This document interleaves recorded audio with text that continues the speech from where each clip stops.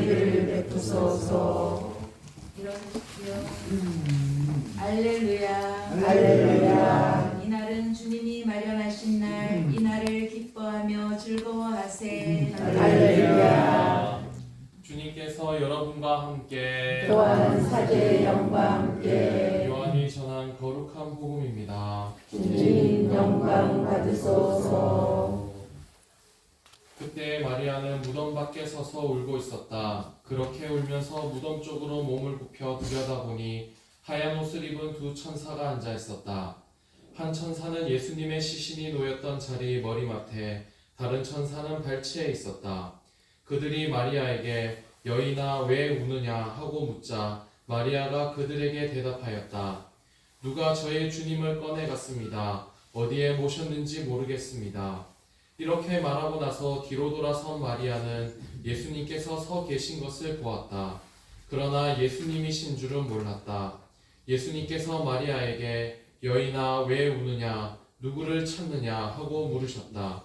마리아는 그분을 정원지기로 생각하고 선생님께서 그분을 옮겨가셨으면 어디에 모셨는지 저에게 말씀해 주십시오. 제가 모셔가겠습니다. 하고 말하였다. 예수님께서 마리아야 하고 부르셨다. 마리아는 돌아서서 히브리 말로 라쁘니 하고 불렀다. 이는 스승님이라는 뜻이다. 예수님께서 마리아에게 말씀하셨다.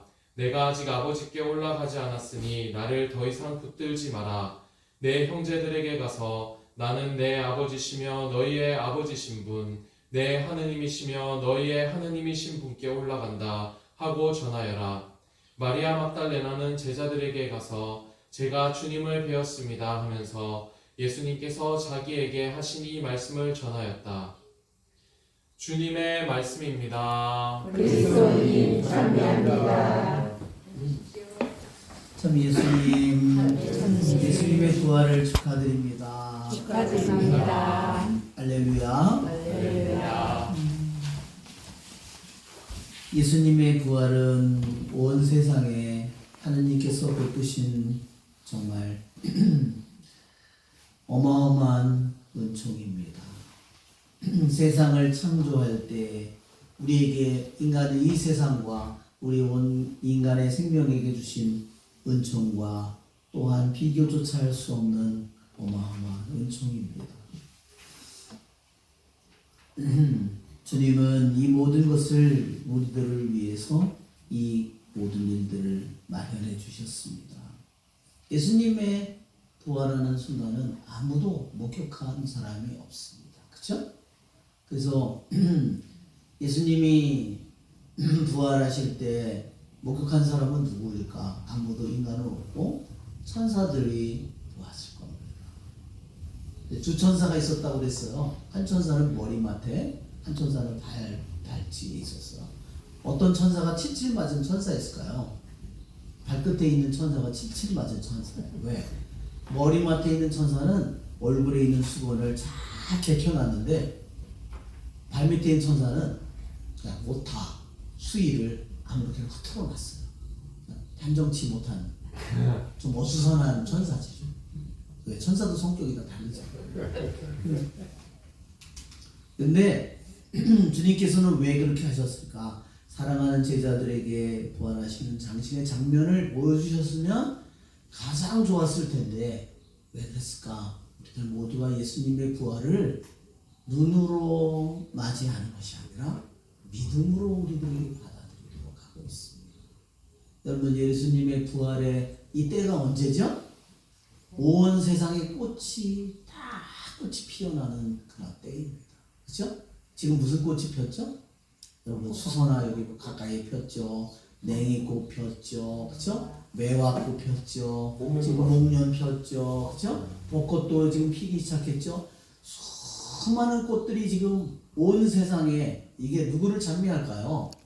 때가 되면 다 예수님의 부활을 찬미합니다. 그래서 이 부활은 항상 시기가 언제냐면 충분히 지나고 첫 번 보름달이 될 때 그때 과월절이 시작됩니다. 그러면서부터 말하자면 40일이 지나면 예수님의 부활이에요. 저도 이게 천마산에 가서 다니면서 제가 정말 진달래가 얼마나 아름답습니까? 그렇죠? 진달래가 막 봉오리가 점점 이렇게 점점 커져요. 점점 커지더니 막 빨간 색깔이 내가 이럴 줄 알았다. 박수.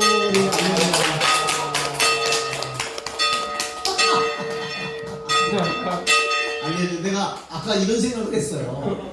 분명히 혼자 생각을 했는데 그대로 이루어졌어요. 내가 모니카 씨가 와서 우리 미상할 때 이걸 칠 거다 이런 생각을 했는데 그대로 이루어졌습니다. 할렐루야.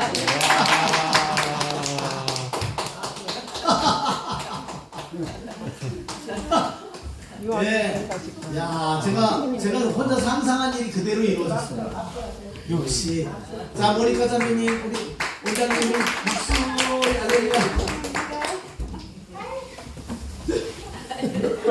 그런데 제가 정말 얘기하고 싶은 것은 뭐냐면 그 진달래가 정말 하루하루 점점 커져서 정말 빨간 빛이 조금씩 터져서 나올 때 그런 것처럼 예수님의 부활은 이미 이루어졌지만 그것이 각 사람들에게 그것이 부활의 예수님의 은총이 꽃이 피는 거는요. 어떤 사람은 죽을 때까지 걸려요. 그렇죠? 여러분 오늘 50일이 지금 예수님은 이미 부활하셨지만 마리아는 그날 울고 있어요. 그렇죠? 무덤을 들어가서 무덤이 열리는 걸 보고 예수님을 얻고 울고 있어요. 베드로는 어땠을까요? 베드로와 12사도도 울었겠죠. 울고 있었겠죠. 그러나 50일이 지난 후에 예수님이 승천하시고 예수님이 성령을 내려보내신 후에 성령을 받은 후에 마리아가 울고 있었을까요? 아닙니다. 울지 않죠. 베드로는 어땠을까요? 울고 있었을까요? 아닙니다. 부활의 은총이 정말로 꽃이 피듯이 점점 꽃이 피듯이 그 활짝 열려진 그 안에 그들의 마음속에 이 부활의 꽃이 핀 그들의 성령의 꽃이 핀 그들에게는 전혀 다른 사람이 됩니다. 오늘 형제들이 그렇게 합니다. 베드로의 사도의 설교를 듣고 마음이 꿰찔리듯 아파하며 우리는 어떻게 해야 합니까? 베드로가 이렇게 말합니다. 회개하십시오. 저마다 예수 그리스도 이름으로 세례를 받아 여러분의 죄를 용서받으십시오.